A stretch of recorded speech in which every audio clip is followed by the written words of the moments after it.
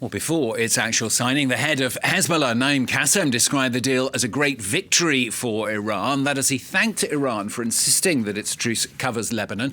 He also urged the Lebanese authorities to take advantage of what he called a pivotal moment following the deal, as Lebanese representatives are set to hold a new round of talks with Israeli officials in Washington next week. Well, we're going to cross live to Beirut, talk to our correspondent Renée Davis, who joins us from there. First off, Renée, much relief there that the situation in Lebanon, very much part of the deal. It's even in the first paragraph, in fact, a termination of military operations on all fronts, including in Lebanon. Interpretation of what that actually means, though, is going to be crucial, isn't it? Exactly, and I think interpretation is the word here. It's very obvious in this agreement that Lebanon is a sort of second-hand theatre. They mentioned a total cessation of war, which is, the positive aspect, which everyone wants, but there's no reconstruction plan, there's no funding. As you mentioned earlier, 300 billion allocated to Iran.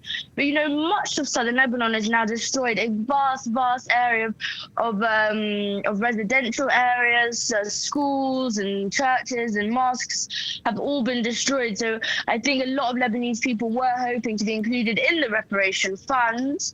And there's also no mention of the Lebanese army or Lebanese authorities or any political institutions except for Hezbollah. So it's sort of still a bit murky in that sense. However, there is a lot of hope here in Lebanon, despite ongoing strikes and ongoing clashes. Many people have returned home to find that their homes have been destroyed, that they've just come home to try and salvage what belongings they might still have. So hopefully with this deal, cessations fighting will continue to slow down, and we'll see a full stop to all of these hostilities. And as I mentioned at the top there, Renée, already Hezbollah saying it's a great deal for Iran. Hezbollah is saying it's a great deal for Iran. They're also praising Iran and thanking for Iran for always being by their side, which is what Naim Qassem said, the chief of Hezbollah. However, they are not planning on disarming. There's been no acceptance of that part. Same on Israel's side. They've said that they will maintain those 5 occupied areas in southern Lebanon, much like they did in the ceasefire after November 2024.